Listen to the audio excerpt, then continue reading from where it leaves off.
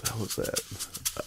Hello, welcome to the show. Here, I am Chris, and before we start the show, I just want to thank you for listening, because we would not be doing this if we did not have the audience, which is you. And we would love to hear from you. Tweet us on the Twitter. I think it's at Chris Break Show. I'm sitting here with Zack Attack from the movie Buzzed. He actually just told me not to call, or no, he said I don't have to call him Zack Attack. Yeah, you don't have to call me that, but I know you're going to anyway because that's your preference. And John is not here because he has food poisoning. Coincidentally, John spells his name with an H, just like I spell my name with an H. It is still pronounced Zach, but it has an H on the end. What makes you think that did you happen to see us? Yeah, right? I've seen it. I've seen this podcast episode, or not this one specifically, but in print say Zack Attack with a K. Yeah, it definitely does. I don't think it's proper language. I don't think it's proper English to use Zack Attack with an H. I don't know. Is it? I forget what those are called, but yes, probably not. Sorry. I'm sure Sarah would argue with it. It's not Zack Attack. But she's not here either because she has a lot of schoolwork going on. So she can shut the fuck up. Yeah, well, I'm sure she's talking right now. Guaranteed. Yes, promised. I'm sure she's bitching about me, telling her what to do. I don't know. I would have the schoolwork done if it wasn't for that asshole break. Yep. All right. Yep.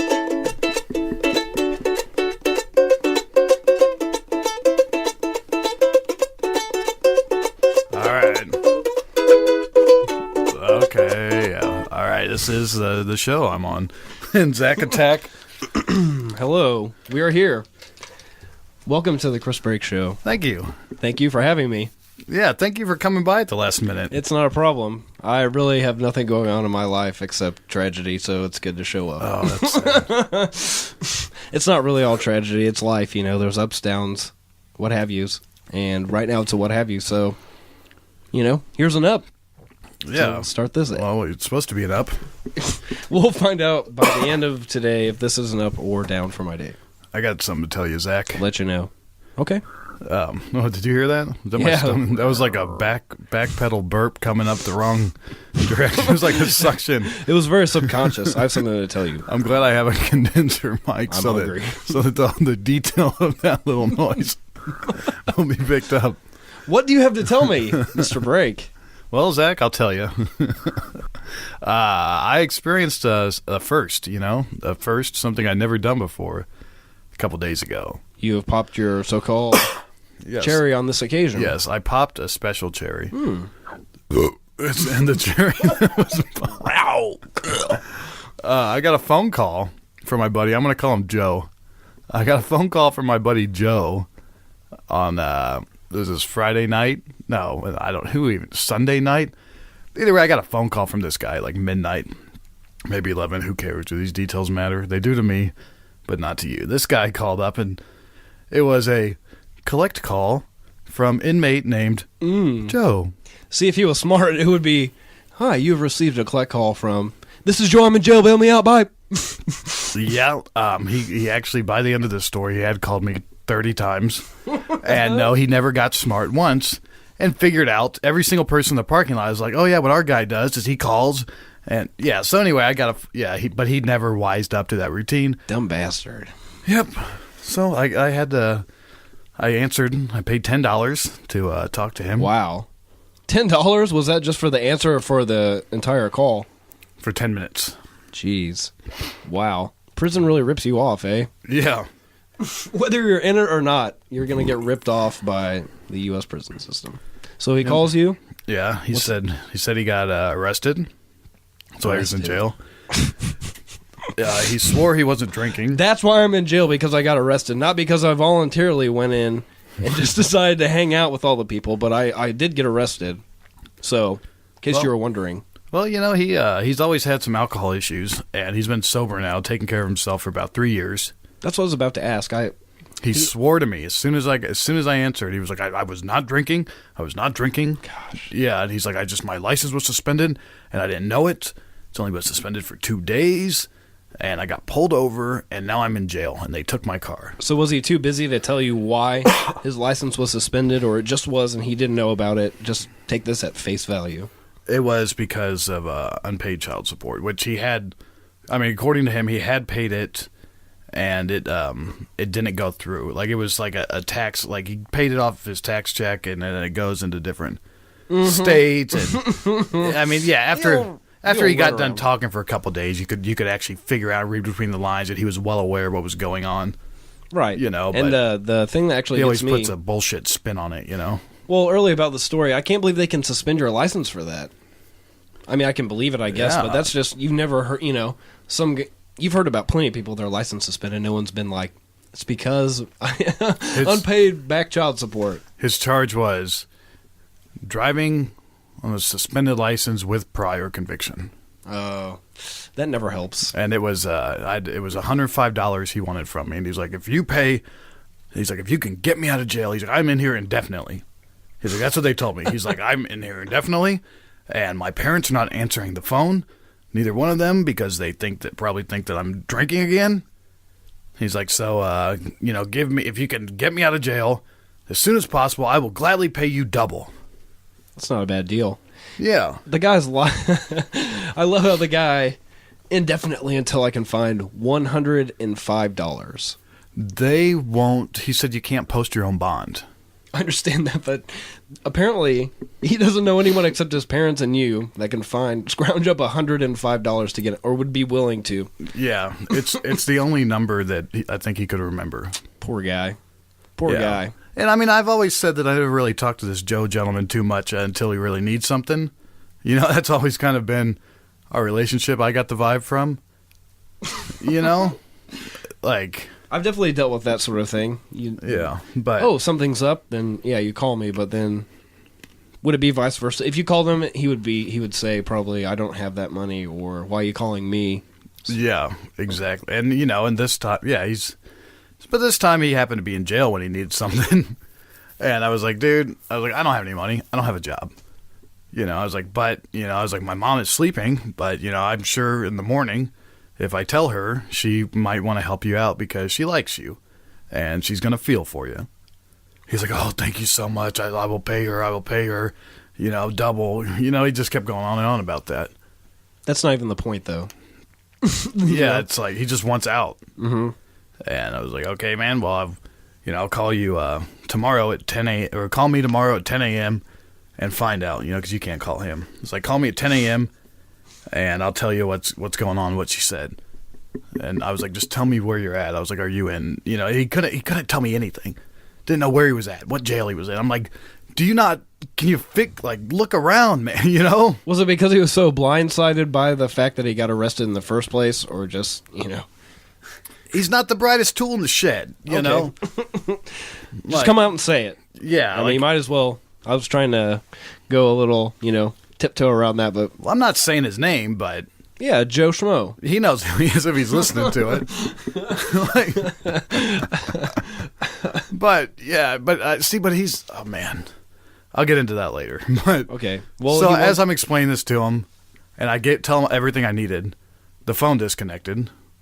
And then for some reason, even though we were done, I was like, hey, call me at 10 a.m. tomorrow. I'll let you know. He calls back. I'm like, fuck. So there's another $10. There's another charge accepted. Yeah. So I talked to him, and he's like, hey, I went and I talked, and I found out, you know, that I'm in, you know, this jail.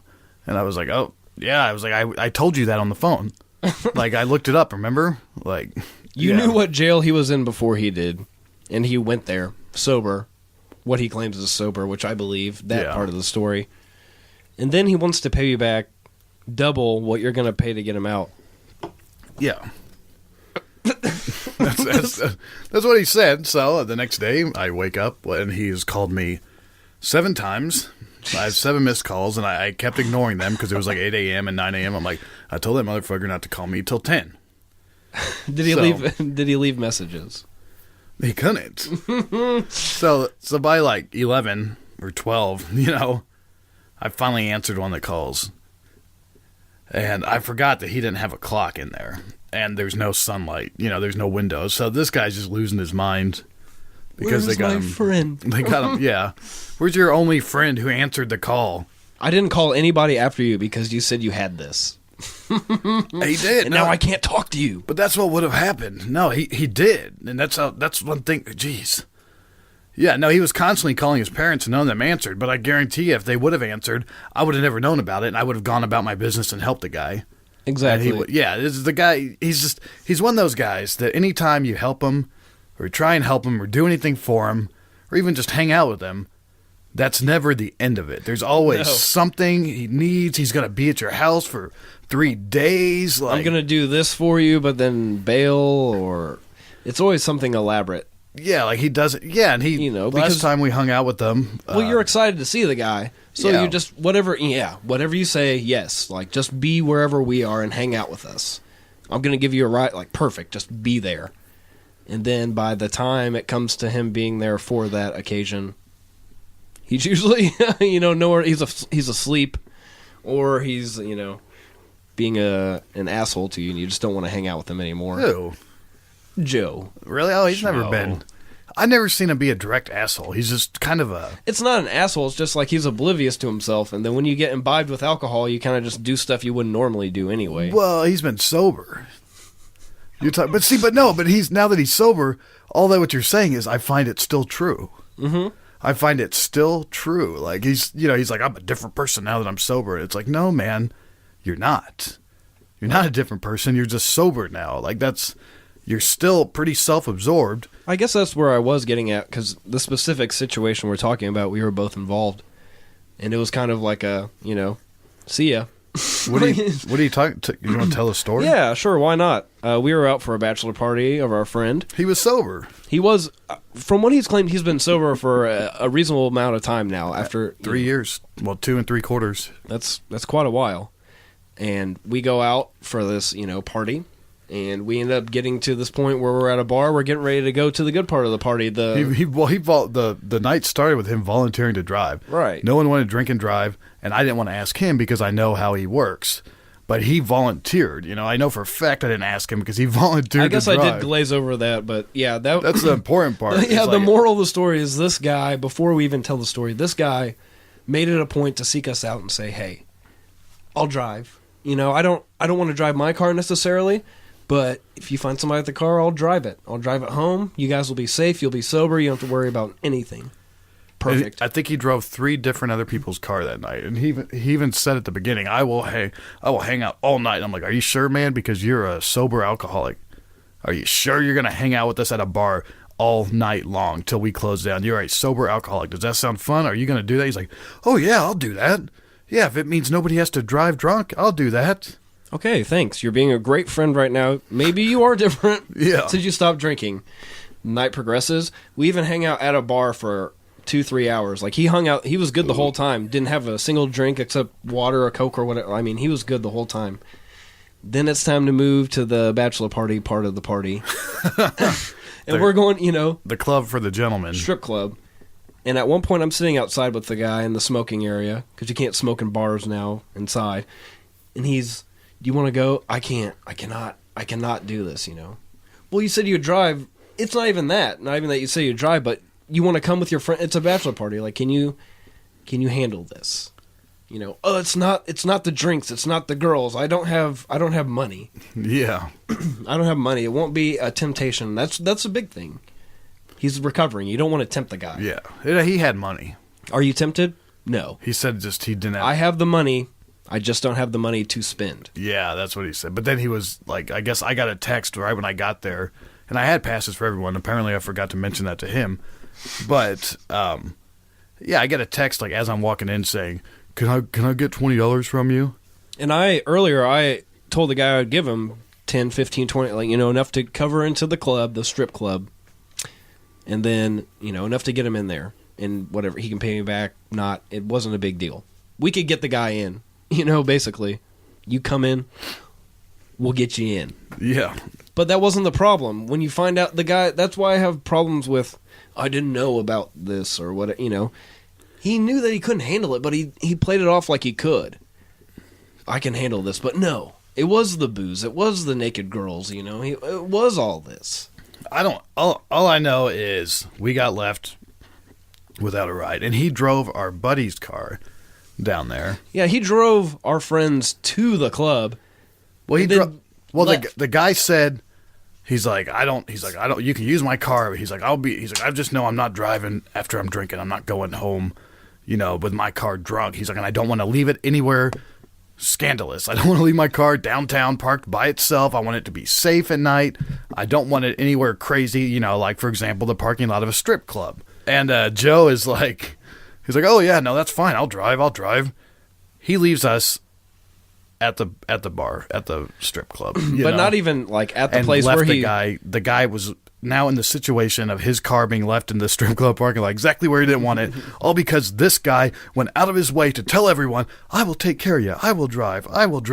And then when I talked to him, like the next day, I'm like, I can't believe you did that to us, man. What a fucking shithead move. And I think also the bad part is he drove one of our friends' cars, or he drove with a group of our friends there.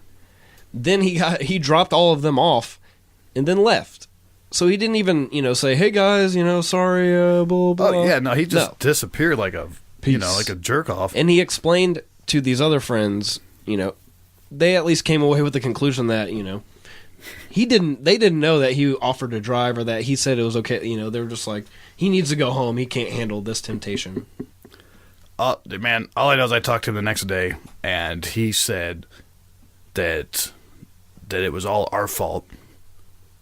because he's like, well, if you guys shouldn't have been drinking and driving, you shouldn't have been. We're like, we weren't, man.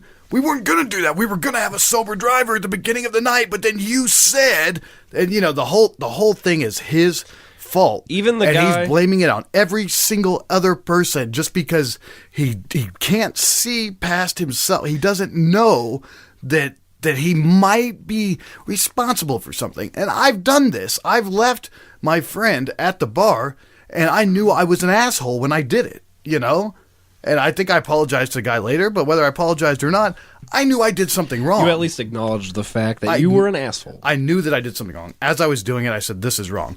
This guy is like, oh, they're fucking morons. They shouldn't have done this in the first place. It's like, what do you... But even the only car that was there, the only person that could have drove if he wanted to get home, decided to sleep in the trunk of his car in the parking lot of a strip club instead of drive home drunk. Because he did not want to leave his car in a shady place. That was promised to be driven home by a certain someone, Joe. So because of Joe, the most responsible thing that our other buddy could have done in this situation was sleep in his trunk in a strip club parking lot. That's the most responsible thing he could have done. Well, you got two baboons banging on the trunk, screaming God knows what true. For hours and hours until a cab shows up to pick them up. I mean, if there was any kind of, law enforcement that observed the situation, they would have clearly called our bluff and, we would have been fucked that night. But it's just lucky that we didn't get in trouble. So I knew all this going into when I called Joe, and I said, or when Joe called me and said I need to get out of jail, I knew all this about him. I know the kind of person he is. And, he said he'd give me $200. He'll give me double the amount, which would be $210. So I go down there with my mother. We made a sandwich for him, 2 sandwiches actually, got a Powerade, water. So sweet. Yeah, we're like, this guy's going to be, he's been in there all night. He's going to be hungry. He's been eating shitty food. We made 1 ham, 1 turkey. Drove down there, found the Bond's place. I went in there and I dealt with this, and I gave this lady $105 cash. Had to fill out all this paperwork. I had to say that I was responsible for him. I had to tell her where I worked. I mean, I had, gave her my social security number. I'm responsible for this guy now. Yeah, if he skips, then it's on you. Yeah. If they can't find him, you are the next available address they have. Oh, yeah. And, you better believe I'm going to let him know. If he skips, I'll go get him for you. Little do you know, I will rat this guy out in a heartbeat. Oh, absolutely. Absolutely. What else are you supposed to do? You do the guy a favor. He hasn't done anything wrong at this point.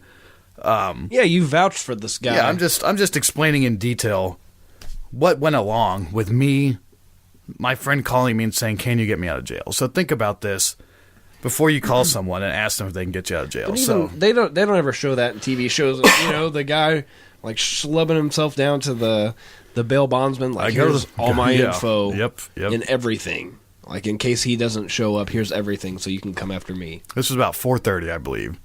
Then about 4:45, I got done doing the paperwork. The lady says, okay, I called over there. He should be out. They're in the middle of a shift change coming up, so he might take a little bit longer. He might be out at 5, a little after 5 or 5:15. So we drive over to the jail, and we wait. The best part. We got there at 5:15, or 5 o'clock is when we got into the parking lot.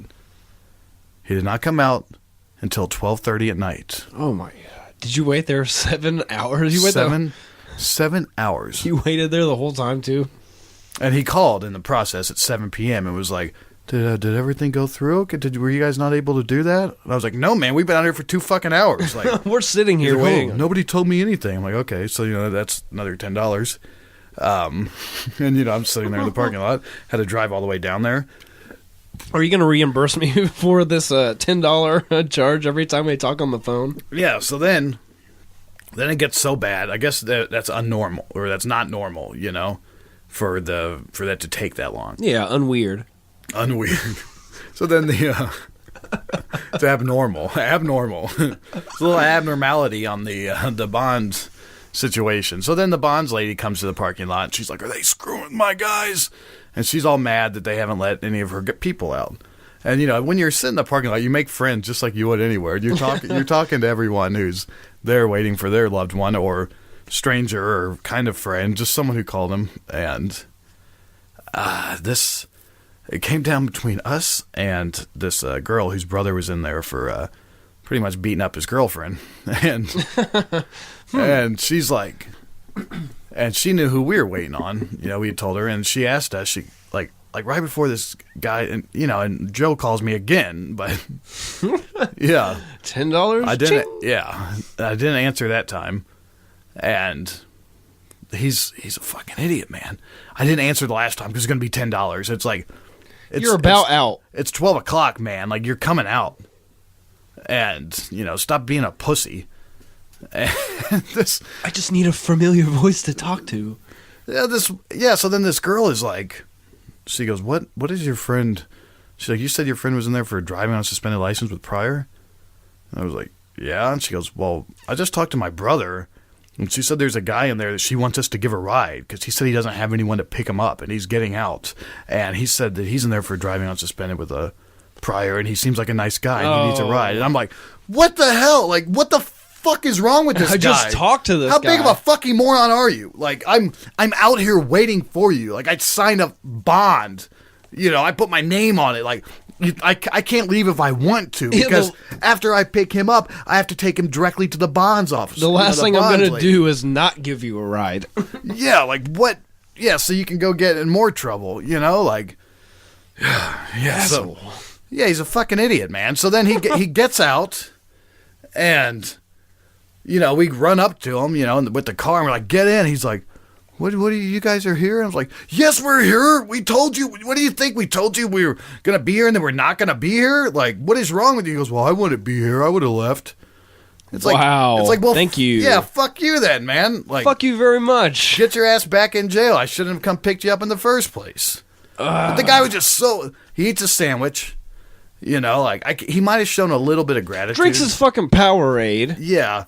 Well, I drank the Powerade before he got. I ate one of the sandwiches too. Sorry, we got you a sandwich. We got you a heavy sandwich and a cookie. He was left with a ham. I ate the turkey, but I brought him a packet of mayonnaise. We got you a ham, no bread, no sandwich. Yeah, so he had told me that his dad was going to drive down. Like, I asked him very clearly, "Do you have the money? Can you give us money?" Before I called, right? While he was on the phone, he's like, "Yes." Then the next day when he called in the morning, then it was turned into, I was like, okay, so when we pick you up, we're driving you to an ATM. And he's like, oh, I don't have an ATM. My dad's going to have to drive down and pick me up and meet us. And I'm like, wait, you said you haven't even talked to your dad. Your dad, again, is not helping you at this moment. Is he the source of your money? Yeah, do you have any money? Like, I asked him very clearly. He said he had money the day before when he's begging me to get him out of jail. I have money. Yeah, so anyway, I picked him up. Then all of a sudden, he doesn't have any money. And, and I was like, well, where are we taking you? He's like, well, I guess I'm going to go back to your house and stay there for the night if that's okay. Where's my money? Yeah, I was like, okay, man. So hang out with him all night, and I put the air mattress up for him and, made the bed. Then the next day, he finally, long story short, he figures out that he can get the... it's a little too late for the long story short. But $100 from his grandma. So, I was like, well, what do we do? He's like, well, you can just... he's like, you drive me up to the north side. So I had to drive 45 minutes to the north side with this guy. He's like, you drive me up to the north side, and I'll get your money, and then, then we come back here. It's easy as that. I know I promised 205. I said, we do what? We come back here? Like, do you not have a home, man? Like, what do you mean we come back here? Like, what are you talking about? Come back here. Like, where am I taking you? Like, how do I get you out of here? Like, where do I take you now? Like, and I explained to him, I was like, most people want to go home, especially when they get out of jail. Most people have business they have to attend to. They got, like they need to go back with their things, their stuff, or they want to go see somebody, or, they have something to do. They have a place to be. They have a home base of operations, This is where you are. This guy's happy just staying at my house. It's until something comes up. It's like, yeah, man, like I can't, where do you live? Like, you have a house, right? So I take him to the house, and oh my God. And then I give him shit going up there, because he could tell I'm upset, and he's like, what's wrong? And I was like, dude, I feel like you're really bullshitting me right now, because so far I don't have any money, and you said you were going to pay us, and I was like, do you even know how much you owe us right now? And he was like, no, because he was giving me a check for $100. I was like, you owe us $150. I was like, plus I really expect $200. I was like, because that's what you said you were going to pay. Plus you said you paid $210, so why don't you go ahead and throw $10 more on top of that? Yeah, and then he finally gets $100, and as I'm dropping him off and he's getting out of the car, he's like, do you really want that $200? It's like, what are you doing? Like, are you an idiot, or are you trying to work on my sympathies? Like, I think he's trying to get sympathy out of me. You know how, like, that's, he does, like, the silent manipulation where he doesn't say anything. Mm-hmm. He just kind of is quiet about it and just assumes you're going to do, he never once said, can I stay at your house? And he never once said, take me to my mom's house. He never said any of these things. So it's like, naturally, he's going to be staying at my house because that's where he is now. He doesn't. I don't know, it was just real frustrating dealing with him, and it was pissing me off. And bullshit talks. I don't know. It sounds almost like money talks. That's what it is. Money talks, bullshit walks. Well, especially with the bond thing, it sounds like. Am I wrong here? Tell me if I'm being a fucking prick. But no, not necessarily. But it also sounds like his situation kind of dictates the way he responds to situations. Just the way, I don't know if it's the way he was raised or something, but especially with like the coming to the jail thing, he assumes that you'll get him out, but you don't want to take the extra effort to get him home or something. But then when he finds out you want to put that extra effort forth, he's like, well, he fucking wants me to live with him then or something. I have no idea how to explain his thought process. It's just, I assume that he can't think that anybody wants him around. What I was like. I guess that's what I was getting at. Is like he doesn't have, like his parents wouldn't answer. So like it just seems like people are just so fed up with whatever it is that he's presenting them that he doesn't feel like he has something steady to rely on. That's probably what it is. Yeah, but then nobody wants anybody around all the time. But then once he gets that, like you and your mom, hey, I can rely on this. Then all of a sudden he's like, well, fuck it, I might as well just rely on it till it's not there anymore, because that's usually what happens. I think this sums up the situation perfectly here. Is I pull out this air mattress for everyone. Anybody that stays the night, I open up the home, you can stay here. And pretty much every single person that stayed the night, I can think of 5 people specifically, they watch me blow up the air mattress. They all do. I blow it up for them. I make the bed. And in the morning when they leave, I come into the room and I always find it folded. The air mattress is deflated and it's folded and the blankets are stacked up, and it usually surprises me every time. But then it got to the point where I'm like, oh, I guess this is the right way to do it, because every single person has done this, and now I don't have to deal with it. That's cool. Well, when Joe left this morning, it was all just like it was just a messy bed sitting there. It's like, you fucking prick, man. Like, this sums you up perfectly. And I'm sorry. This guy's just, he is a friend of mine, but he just angered me so much because I sent him Facebook message because after he left, I was like, hey, man, I just want to clarify what this $200 is because you seem to be confused when I asked. You were like, did you really want me to pay that? You seem to be confused by it, so I just want to explain to you. So I calculated it, and I told him how much the bond cost. I told him how much he said he was going to pay, and then I calculated in gas, and it ended up being $200. I was like, I'm not making money off of you, man. I'm holding you to your word, and now you're trying to weasel out of it. And I was like, and you seem really ungrateful. And he was like, well, I apologize if I sounded ungrateful, but I really do appreciate you guys, and you restored my faith in friends and family, and I thank you. And so I said, thanks. And then he responded back, no, thank you. He goes, no, thank you. Try not to, God, what did he say? He said something, he said, don't focus on all the bad things or it's going to hurt your heart, LOL. LOL. Yeah, I said, what? Hilarious. Yeah, I wrote back, why don't you try to keep your mouth shut while you're ahead? Oh, no. He's like, what? Why are you being mean? I'm like, because I feel you're manipulating me. And, I just let him have it. And then finally he shut his fucking mouth like he should have in the first place. And the situation is now resolved. He said, I'll get that money back to your mom as soon as possible. He got mad because he said, you find it really hard to accept the fact. Or no, you find it really hard to believe that I'm a different person now. Yes, I find it very hard to believe. I said, Joe, you are not a different person. You're just not drinking. And he said, that's it. I'll get that money to your mom as soon as possible. Bye. Thanks. And I said, thanks. And that's the end of, so far, that's where I'm up to with bailing my friend out of jail. So it pays to be a good friend.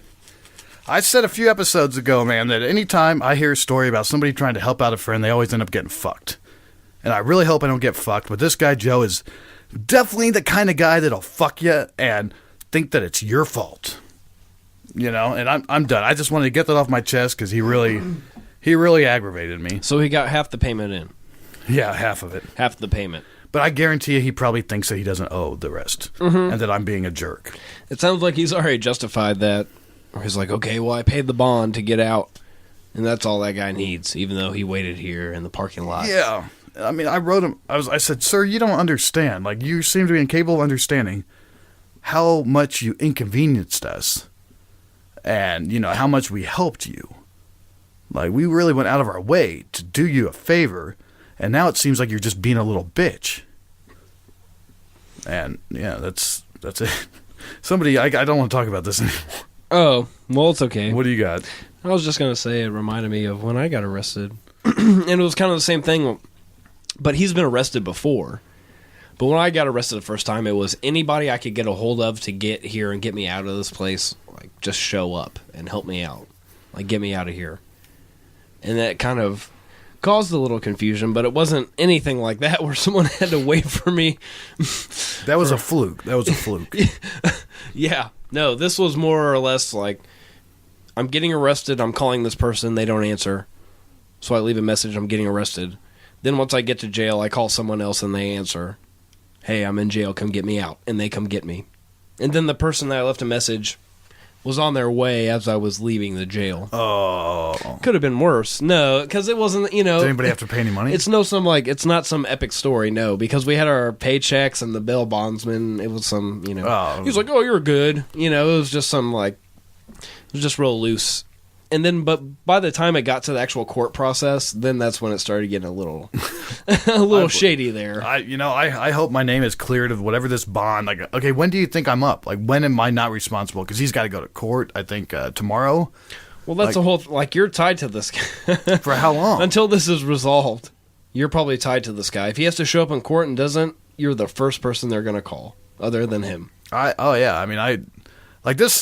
guy was such a prick that I have no problem turning in. Like, I wrote down every single address I could. Well, also that I'm prepared. Like, I'm expecting him to pull some bullshit. Well, that extra 100 that he owes you is nothing compared to even if he takes a public defender, court fees, time he's going to spend doing community service, all that stuff, and to get his car out of the impound. Yeah, exactly. Reinstate his license, towing fees. overnight fees, whatever. Like that pales in comparison to the $100 that he's going to owe you. Yep, grabbing another beer here on the Chris Break Show. You want to take a break on the Chris Break? A break. Yeah, I think it's BRA. It's BRAKE, like a car brake. But let's break the break. Thanks for listening. We really appreciate it. Thank you for having me, too, by the way. Yeah, hey, thank you for showing up at the last minute. I really can't state that enough. I really appreciate, you having... What? I'm sincere. I'm just burping at the moment. I really appreciate... God damn it. I don't even think I ate Mexican food, but I'm tasting it. I really appreciate, A, you having me, and B, people just listening because, we are friends, and it's nice to see people support the people that you love. So, it's really cool to have this whole thing happening right now. It is. I feel good. I feel really good right now. Me too. It's not like you just plucked John and Sarah from some, audition or whatever. It's like... Yeah, we're all friends. Like, I go out of my way to not include people if I don't like them. I'm serious. No, I've heard, that's why I laughed. I've heard various stories, nothing you want to repeat, obviously, because you might upset those people that you don't want. I mean, other than Joe, there are some people that, Well, now all my friends are going to think I'm talking about them, but I honestly don't know who you're talking about. No, I'm not even I'm talking about people that are outside of this group that are like, here's some help, and you're like, thanks, I'll take that help, but, no thanks for you joining this group of people. Like, thanks for your advice and whatnot, but... I don't know what you're talking about. But now I'm going to see, but now I'm worried that Darren's going to think we're talking about him. I want to take this opportunity to say, do you know Darren? No. Okay, I want to take this opportunity to thank Darren, who is someone outside this group who did help us and offer us advice, who is not whoever Zach is talking about. I really wish I knew who you were talking about so I could... I don't know, anyway. You'll be able to cut that out in the end. And I'm not cutting anything out. Yes, you are. No one will hear any of... No, I'm not. I am leaving that in. But I know Darren from Indy In-Tune. He does 24/7 radio. We actually got to go internet radio, and we actually got to go broadcast from his Studio B, and it was really awesome. He had plenty of craft beer, and you could smoke cigarettes in his studio. That was amazing. You did tell me about that, and that is not the guy I'm referencing. That actually sounded like a good time. It was a good time. We did live, and Darren Snyder, and then Irish from the Sound Check. It was a pretty good time, and we're going to go back soon. He can come over to my mom's house if he wants, but I don't think he'll... He's up in Fisher. Someone knocking at the door? Oh, I guess there is. Maybe that's the perfect time to head out. Oh, is it really? Oh, was that a sound effect? I was just trying to do the old perfect segue into a break. Oh, who is that? Oh, shit. Well, we're being interrupted here. All right, we'll be right back on the Chris Break Show.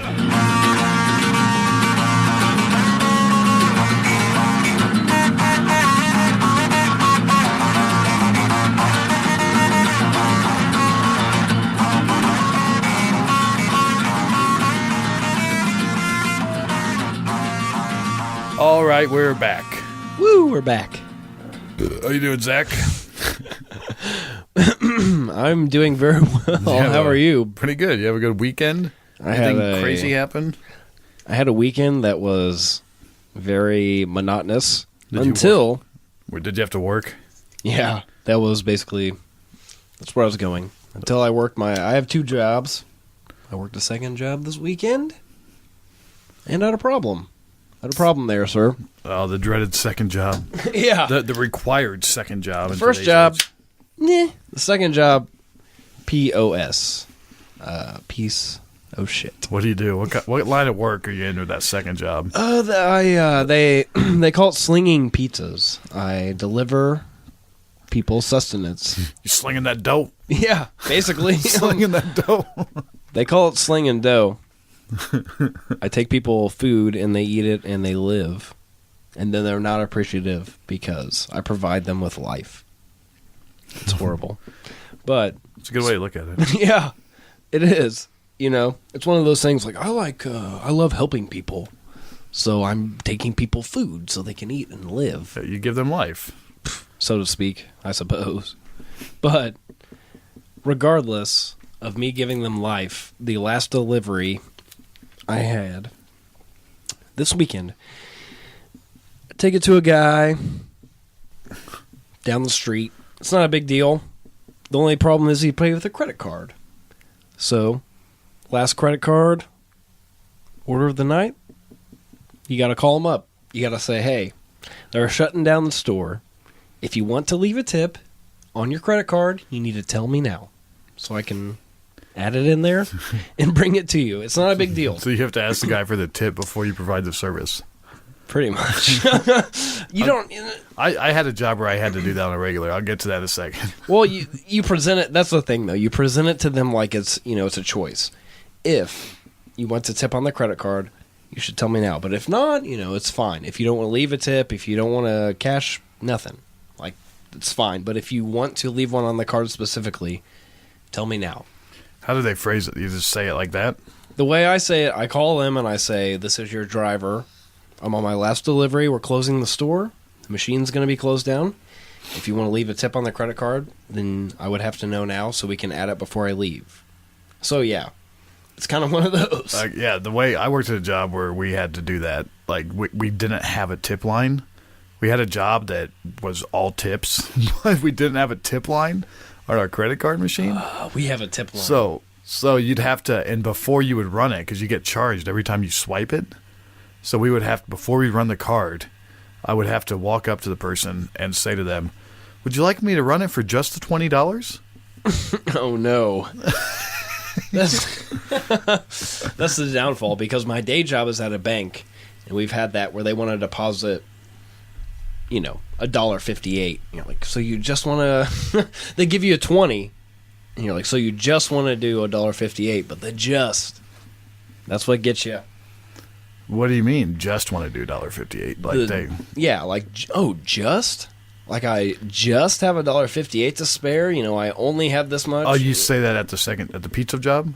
No, I work at a bank, my first job, and You get tips at the bank? No, they deposit $1.58, but then they give you a 20. Oh. So you're like, you just want to do the $1.58, and they take it as, just. Like, I don't have the money to deposit all 20? That's weird that someone would just put $1.58 into their account. I didn't know that happened. You would think that, but Is that really common? It happens on a daily basis. Really? Yes. And it's basically because the person is negative $1.58. Oh, okay. So, you're trying to get the little extra in the account to make it a stable sort of thing. So you don't get charged the extra $30. You don't want to put the additional whatever $18.42 in your account to make it positive for whatever. No. So you had to call someone up on the phone. Yeah, on the second, and be like, before I bring this pizza to you, would you like to give me a tip? And I always the thing is always phrase it as, I will be there in this amount of time. Yeah, so, yeah. If you base your tip on... I'm coming directly... Yeah, you just have to work it out. I'm coming directly to your house. I should be there in exactly 14 minutes. But subconsciously, if you base your tip... Awesome. Customers base their tips on multiple things. And if one of those things is time, then hey, I'm going to be there in 12 minutes. I got on my GPS. I know exactly how long it'll take. 12 minutes. Do you want to leave a tip? But I talked to this lady, and she says, yeah, put $4 on there. It's right down the street. Great. I'll be there in, 6 minutes. That's not the worst tip, $4. No, that's above average, I would say. Average tip, $3. Okay. At the end of the night, everything averages out to $3. So this lady's $1 above average. Perfect. It's my last delivery. It's a minute down the road, whatever. So I get there 6-7 minutes later. The lady doesn't answer the door. It's a gentleman. Don't ever fucking call my goddamn phone again. Asking for a fucking tip. The guy who opened the door said that? Yeah. Like, I talked to a lady on the phone. I'm expecting, whatever I hear, some 40-year-old housewife. No. It's this 30-year-old, this guy is fucking 6'3" tall. Like, he's a reasonably big guy. He's not svelte, he's built. He's a big guy. Don't fucking blah, blah. Like, okay, sir. You know, like my first reaction is this guy's going to punch me in the face. So immediately I feel belittled. Your last delivery of the night is some asshole yelling at you. Yeah, because he gave you a tip. It's 11 o'clock. I'm ready to go home. He was probably mad. He probably wasn't going to give you $4. Precisely, because the next words out of his mouth were, "You might have got more, you might have got less, but don't ever call my fucking house for a tip again." Wow. It was going to be less. You know, the bottom line, it was going to be less. This guy didn't want to tip $4. His wife's a nice lady. She tipped $4. So this guy berates me, you know. Over $1. Over, Maybe. you know, or less. Like, just don't fucking call my house ever again for a fucking tip. So I explained to him as calmly, like, this voice. "Sir, I didn't ask for a tip. I just stated that if you wanted to leave a tip on the card, it was my last delivery, and we'd have to put it on there now." "Well, I don't give a shit. Don't ever call this fucking house again. It's bullshit." And all I wanted to say was, "Why is it bullshit, sir? Because it's rude?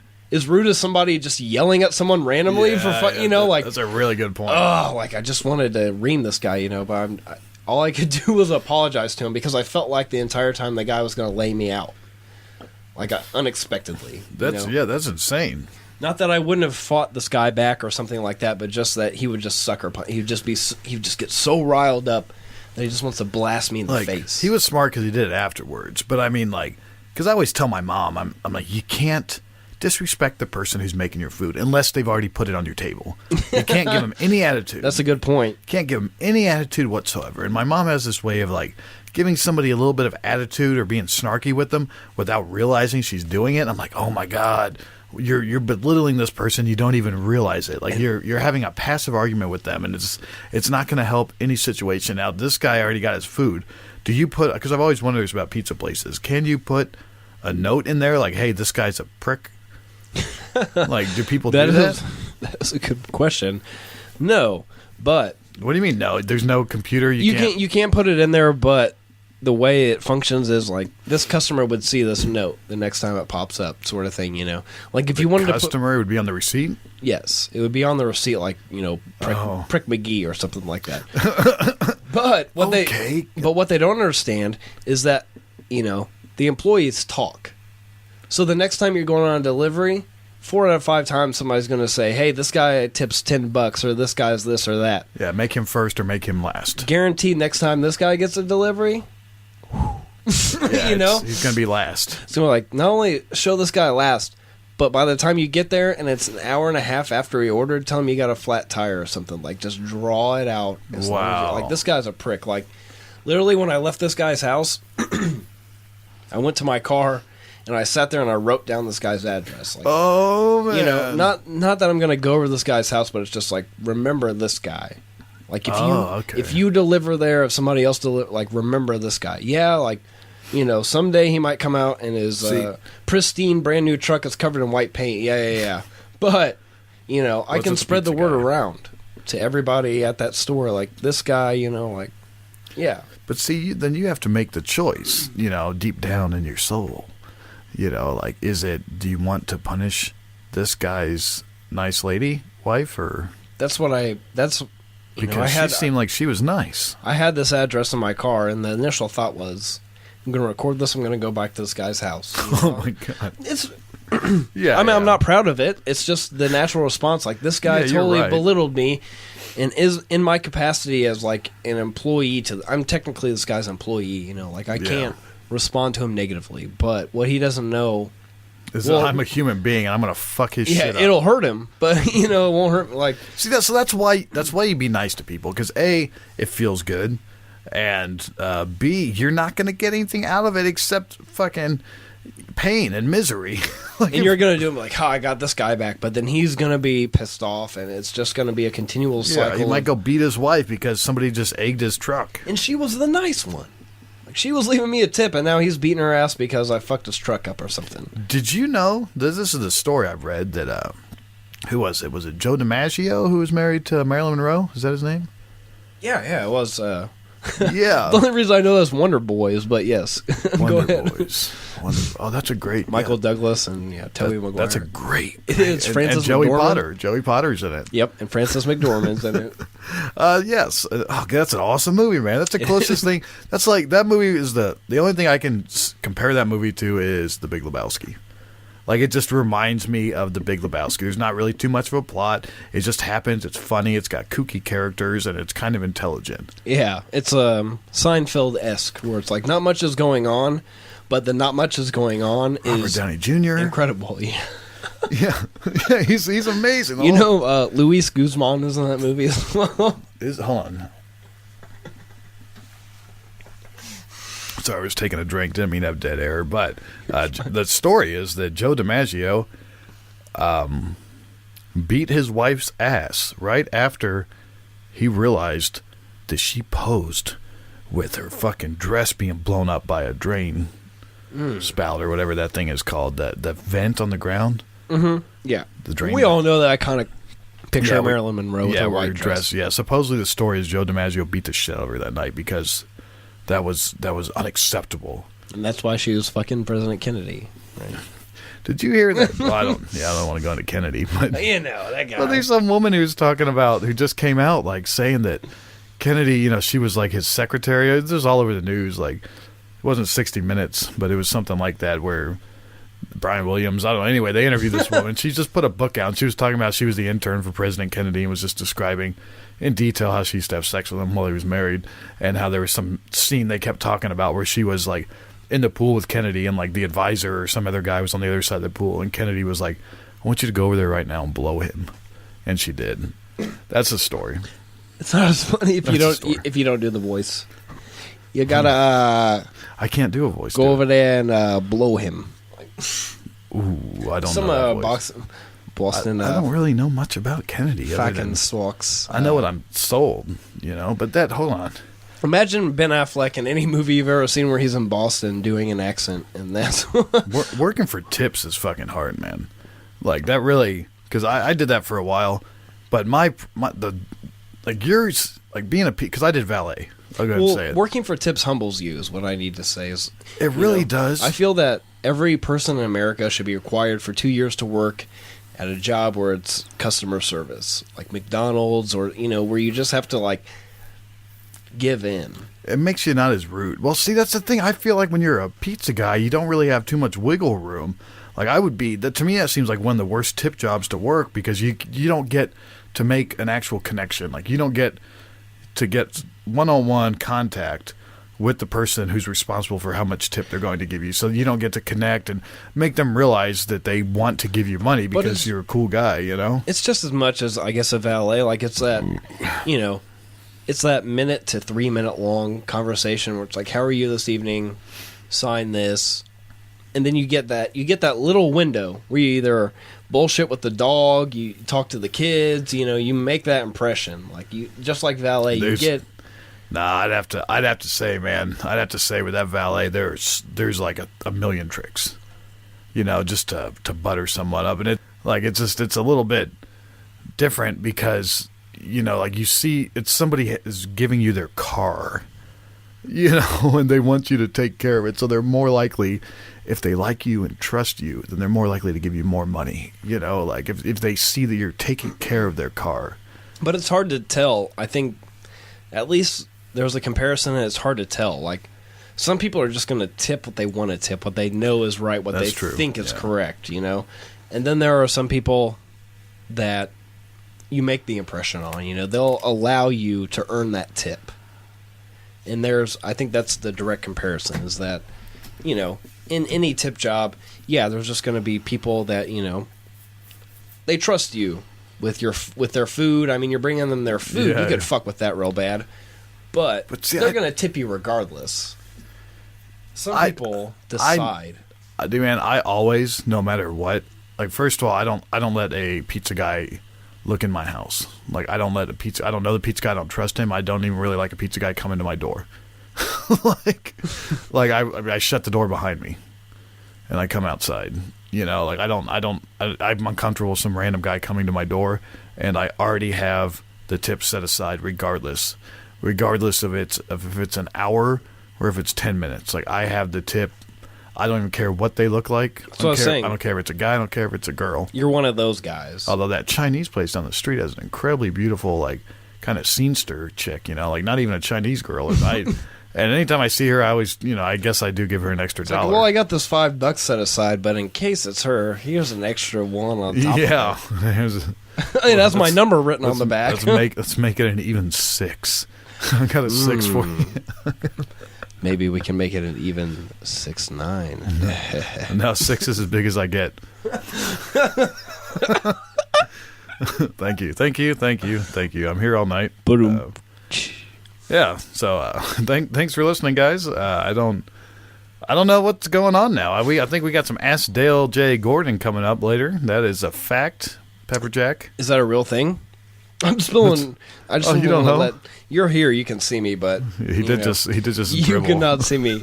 My mouth has a giant hole, and I've been dribbling beer all over myself. Your mouth has a hole? Yeah, I've been dribbling beer all over myself all night. Like, you got a piercing? You got the Monroe? No. He's got a Monroe. He closes his mouth and sprays it out his upper lip. like a.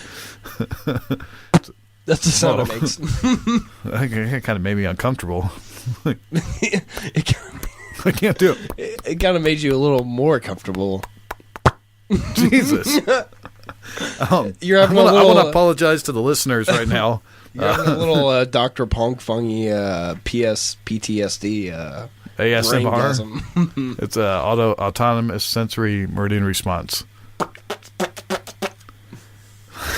There's some girl going,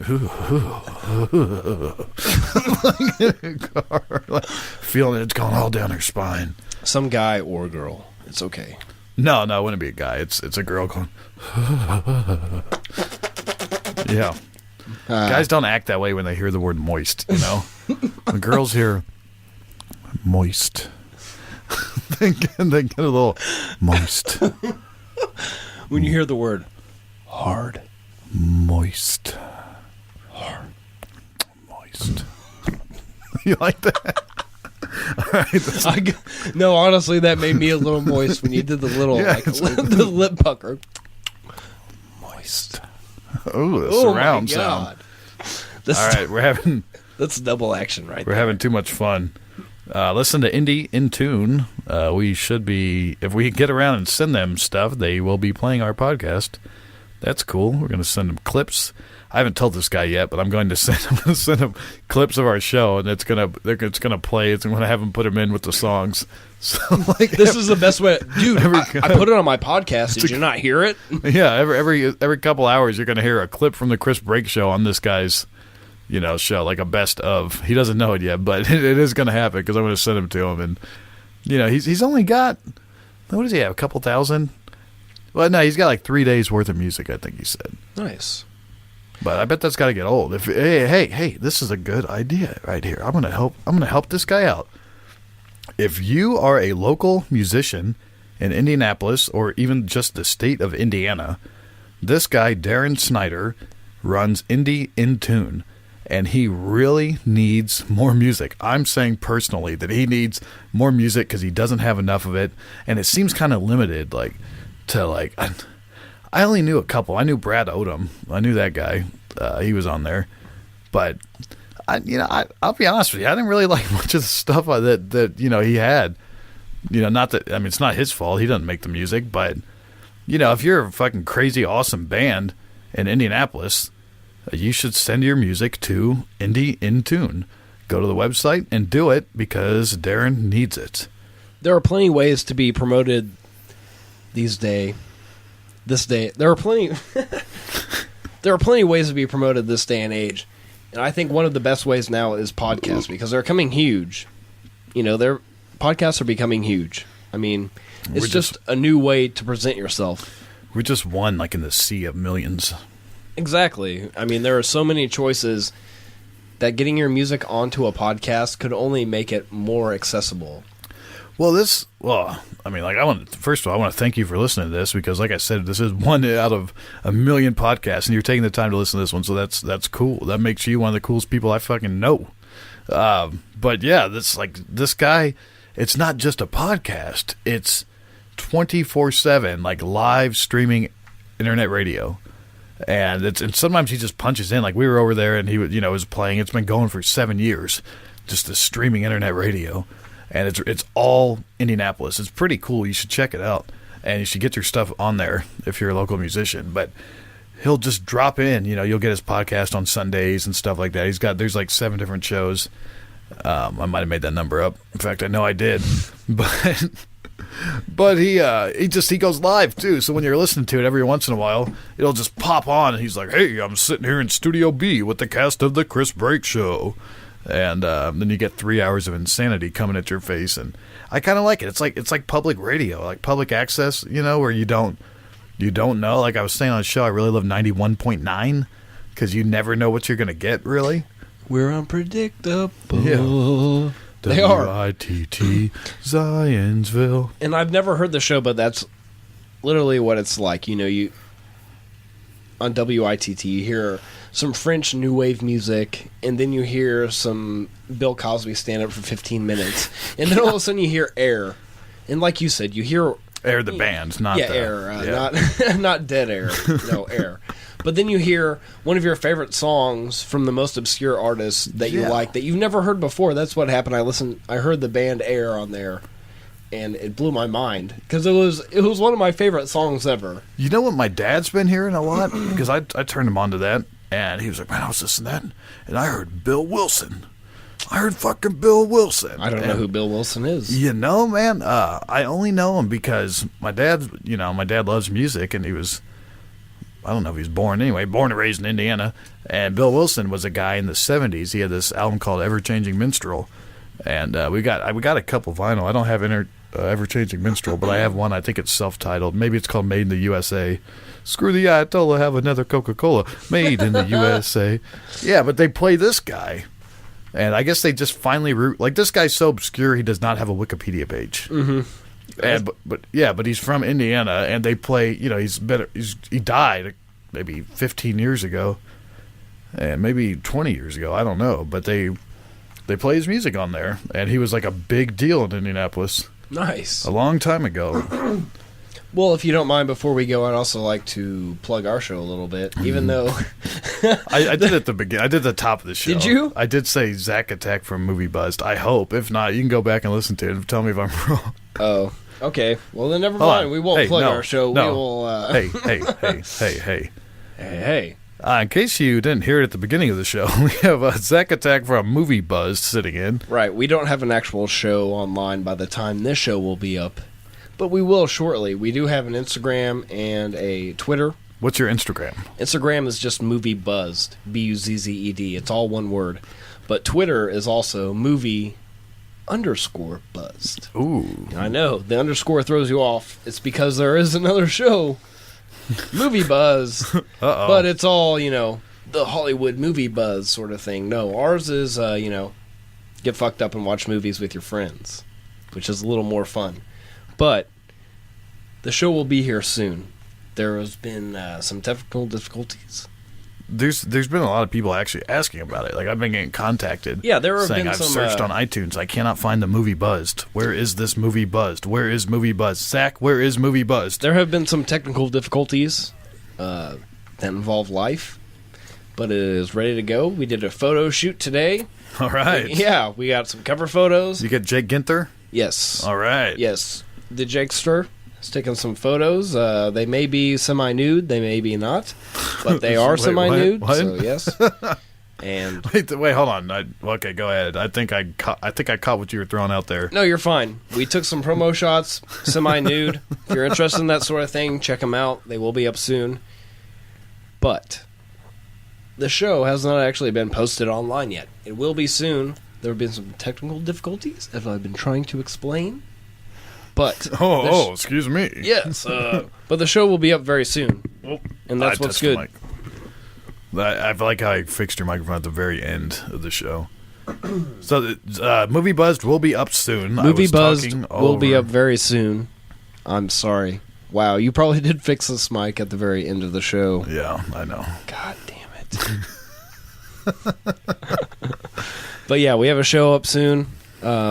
We plan on having hosts from the Chris Break Show on to Movie Buzz to watch some movies and comment. You're going to have Dr. Robert coming up soon? Yes, sir. It's a very fun time.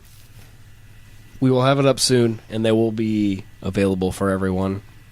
It's not very hard to find once I load it up. Load it up. Yeah, we're going to get a bunch of loads on. Well, that sounds interesting. So we're going to have to go back, record this entire show again, and the mic will be properly positioned. Has anyone ever bailed anyone out of jail? Because I'll tell you a story. That's not happening. Oh. Well, you're not bailing anyone out of jail? No, we said we're never doing it again. Like, we're never doing it again. You're never bailing anyone out of jail again, Abe. Never, ever again. The last time I bailed someone out of jail, it was on my birthday, and the last thing the person said to me was, "Happy birthday." That's nice.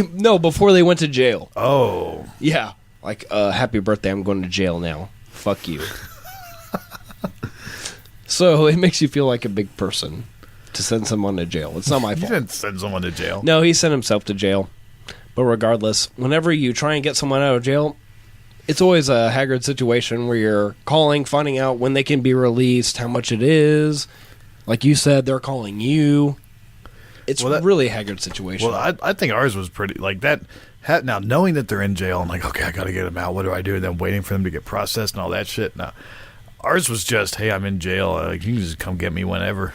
Like, we took our sweet-ass time, you know? Yeah, but then you showed up, and then it's like, okay, I'm going to get out of you here. Yes. Yeah. 5 hours later, well, I got somebody else to take me home. It's always something loose, because you can't just text the guy. No, he can't, and he's calling you every time, and every single time. The only thing that he thought to record and transfer to us in the 4 seconds he has to say his name was his name. Joe Schmo. He could have given us plenty of information. No, I mean, I even remember listening to one where it was like, Joe. And you could hear people in the background talking. I'm like, are you kidding me? I'm getting more information from these people. Like, does it not occur to you? Apparently you're watching SportsCenter in jail right now, but you can't tell me that you need to be picked up $105. He's not a very clear thinker. He never has been, and never will be. Never will be. And he's probably going to be really mad when he hears this, and he's going to get mad at me for doing all this stuff. And it's like, motherfucker, I did you a favor. But you describe this guy as dumb. So even if he hears a story, he might just be like, some asshole's fucking my friend over. That asshole. Well, he didn't. I never wanted to tell him that to his face, so I'll just say it on the air for everyone to hear. No, I didn't say his name, but you can't. They say you can't reason with the fool. You can't have an argument with a moron. Like you can't. If someone is below average intelligence, they usually can't comprehend that they're stupid. I'm not saying he's stupid, but he's not the brightest tool in the bulb. That's a problem we had last week. Did I say brightest tool in the shed earlier? I hope I did. I don't know. Okay, I hope so. What did you say last week? No, that we were on our show last week. We were watching the show Goon, and it has Sean William Scott. And I was trying to explain to my co-host Caleb that in American Pie, Sean William Scott is an idiot, but he's a fucking asshole, and he knows it. He's malicious. Like he does things on purpose. But in Goon, he's the idiot that doesn't know any better. And I think Joe is like the first person. He's just a blatant. He's an asshole, and he kind of realizes it, but he doesn't. He doesn't want to acknowledge it. Yeah, I don't think he realizes it. And if he does realize it, then he's just a bad person. But I'm just saying that's the personality he embraces. Not that he acknowledges, hey, I'm an asshole, but he's like, this is who I am. And if you don't accept that, then whatever. Yeah, but he's like, you don't realize I've changed. It's really hard for you to accept the fact that I changed. Yeah, this is who I am. I've changed, and you don't know what that is. And it's like, no, man. Take it or leave it, blah, blah, blah. You didn't change. You're always selfish, self-absorbed, self-centered, fucking, thought you were always right and would never admit fault. That's how you always were when you were drunk. When you were drunk, it was really, really, really bad. Now when you're sober, it takes special circumstances to see that aspect of you come to light. But at least when you were still there. At least when you were drunk, I could justify it in my own mind by being like, "Oh, he's drunk, so he doesn't know any better." But now you're being the same way, and you're completely sober. Yeah, and I know you know better. Yep, you're the exact same, Joe. You're the exact same. You just ain't drunk all the time. So don't be acting like you're a different person, because you're not. You're just you're a little more in control of it. The 12 steps don't make you a better person. They just make you sober. And they actually kind of make you more of an asshole because you're referencing these 12 steps. No, to his credit, he never does that. I don't know about never. Oh, you got some of that? I've definitely... He's not one of those holier-than-thou assholes. As long as you...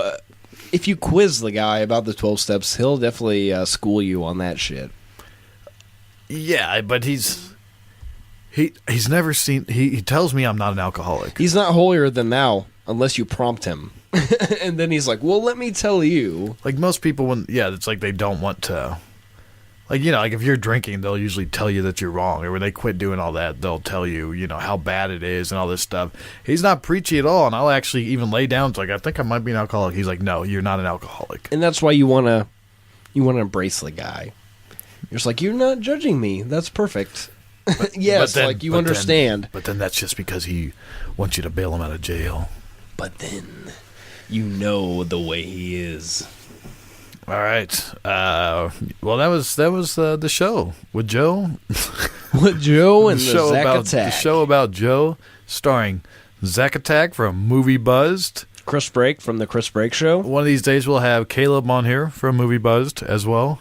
That guy, that's honestly one of the problems we've been running into is that he's doing some school stuff. What, he doesn't want to come on my show? No, he's doing school stuff, and that's impeding the progress on Movie Buzz because he's in school doing smart stuff, and he doesn't want to hang out and watch movies and get fucked up. Well, he has been really responsible, but you can't pick a certain date and say a certain day and say we're always doing it on Wednesdays, we're always doing it on Saturdays. No, sir. I can't with Sarah either.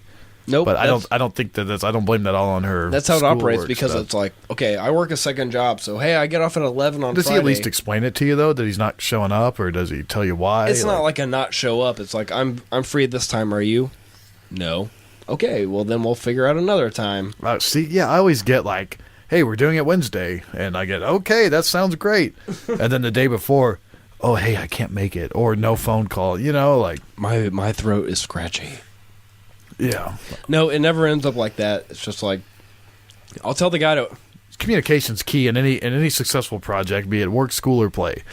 Communication is key. It is. And the tough part is finding free time for both of us. Like, it's hard, man. Well, it just used to be like, whenever I had free time, I'd let him know when he would come over, if he had the free time. But now it's just like, he does not have the free time. I should be working around his schedule.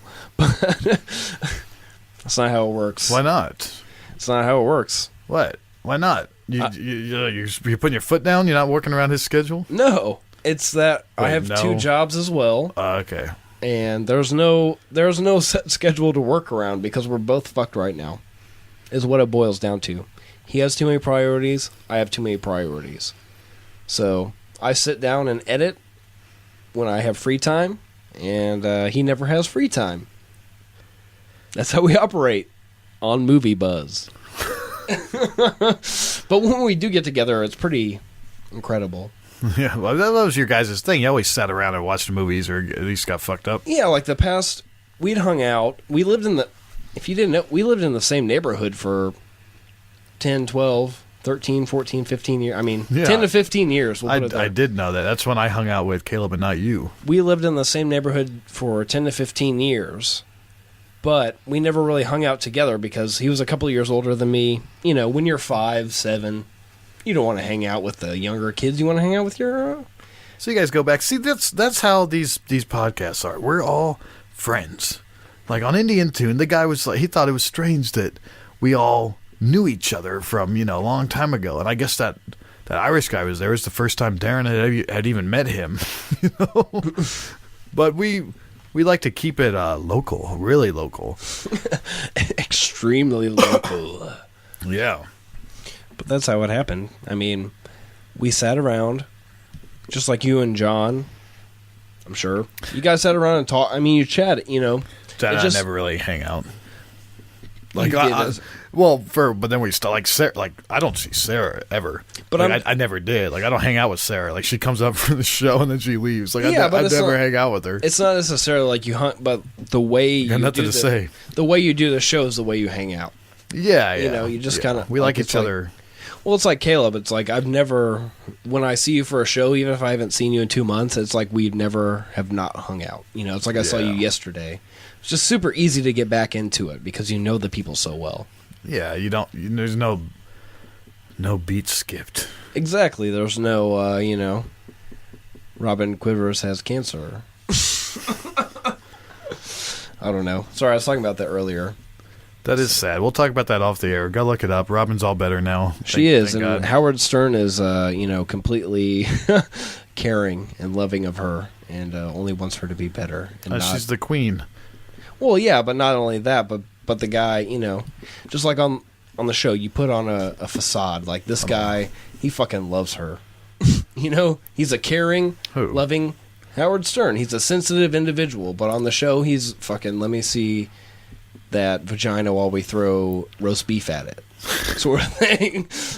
Robin's his fucking, like, yeah, he always said he won't go on without Robin. I don't want to sit here and talk about Howard Stern. I'm sorry. All right, you're listening to the Chris Briggs Show, and not Howard Stern. Woo! Robin, we're glad that you're better. We'll be back with Ask Dale J. Gordon. Raised on hot dogs, macaroni and cheese.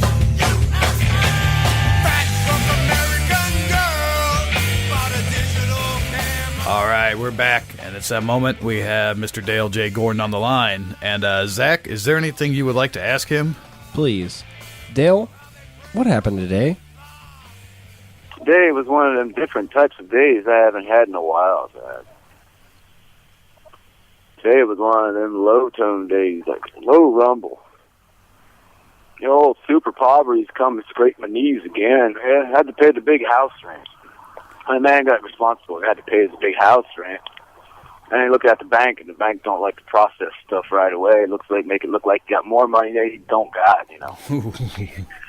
You go down there trying to grab it some of that money, and they say, it says $30, and you take out 14, and then they say, boom, you're $17 overdrafted. Been to them circles before. The sneaky bank got me on that one. I gave big money to the recording place, and they record my songs good. That makes me happy. See deep down inside. But the super poverty-ridden man has come back again. It's great because I had to pay my house rent. I'm such a good boy. Well, at least you don't drive a car and have to worry about insurance and gas. Yeah, I know. I don't have to worry about that. I got good tires on my feet. These boots have held up. They held up. They were an investment years ago. $70. You pay that much for shoes? I paid money for good tires. Don't want to wreck. Don't want to die. Nobody wants to die.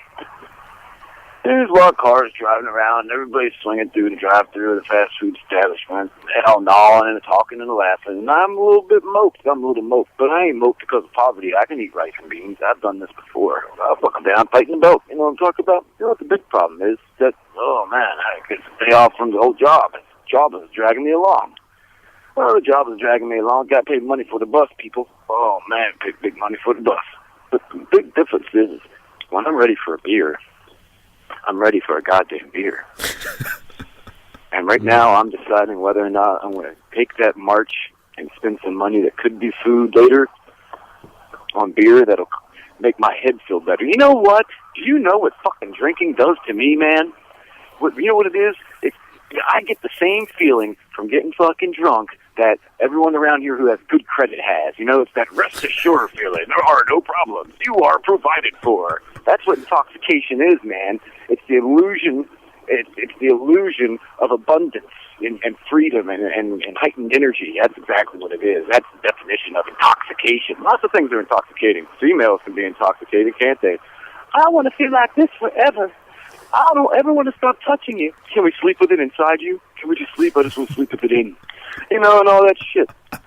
Poverty-ridden old house rent, boy. When the house rent gets you, the house rent will try and get you down. And I'm thinking to myself, you're a stupid, dumb bastard idiot. Because you could have just told the landlord, hey, man, I'm going to be about $1 short. You know what I mean? $100 short. Could have held on to that money, and you could have been going fancy around town. You could even have bought a nice fancy hat and been walking around town with a six-pack under your coat. You know what I mean? Enough smokes for the road. Who can who be bing bow wow wow? That's what I'm talking about. So I think the decision is made. I ain't going to stay home and save money that could be eaten later and pooped out into a turd.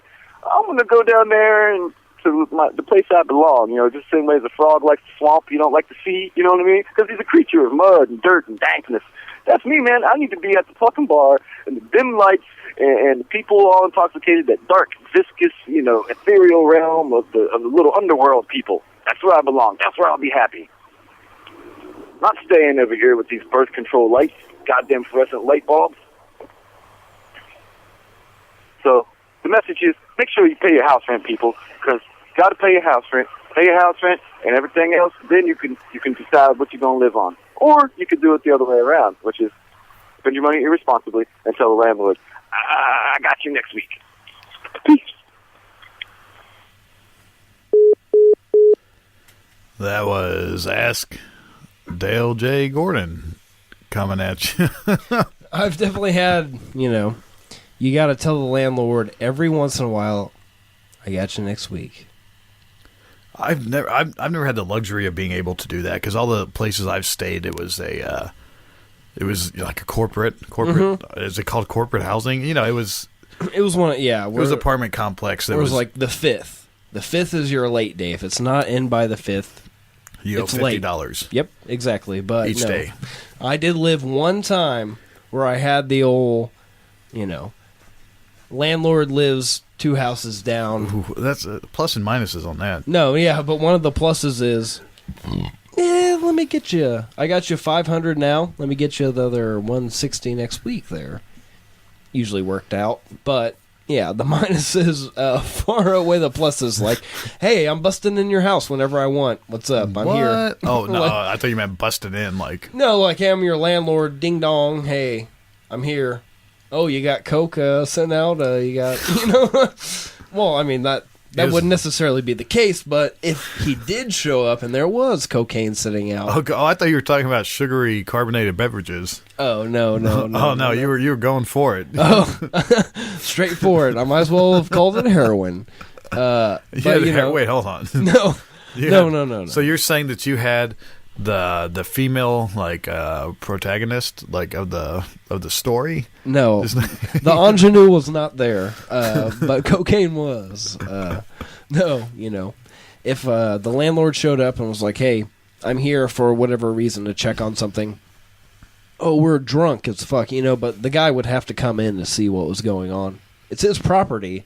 Like, what are you gonna do? Yeah, but I think there are laws against that. But still, like Dale said, you go to the guy, let me hit you back next week. It's if the guy wants to, yes. If he's cool, yes. But, you got to understand, if he says no, you're going to get that. Or you can go to the bank and take it all out and overdraw your account by $17. That's the worst. Because, that's what he just did. But, yeah, you overdraw 17 bam, you're negative $48 because of the fees. Yeah, because you work at a bank. Yeah, credit union bank. They say it's different, but really it's not really very different at all. You can go in and do the same exact fucking thing.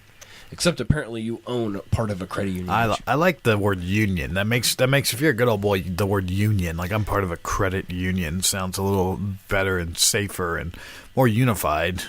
More unionified than a bank.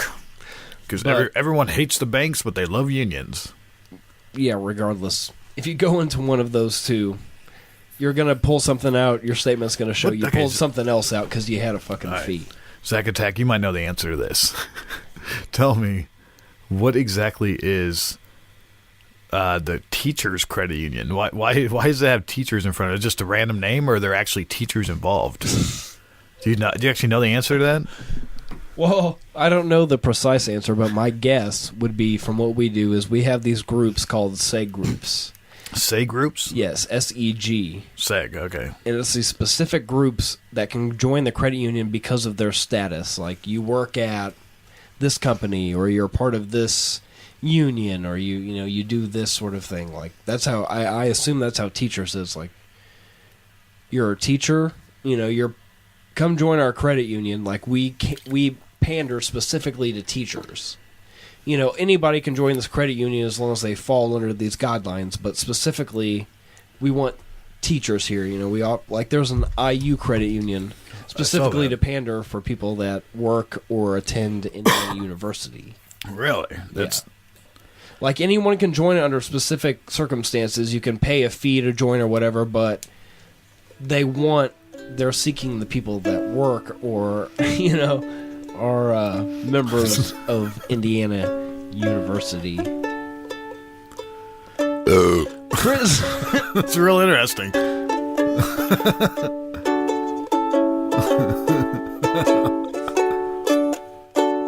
It's the Chris Break Show, and we're going to go because our time is up on the show. That's right. Time is gone, and it's time to go because Chris Break knows when to go. He knows when to go. He plays the song to go, and he tells us it's time to go. It goes doodly-doo, doodly-dee, time to go. Oh, mess that up. Yeah, that means it's time to go. Time to go, it says time to go. Oh, you're still going. All right. Time to go on the Chris Break Show. It's time to go. Time to go. It's a time to go on the Chris Break Show. It's a time to go. It's a time to go. It's a time. It's time. It's a time. It's time. I said it's time to go. Time to go. I said Chris Break Show. Chris Break Show. Time to go. Time to go. It's a Chris Break Show.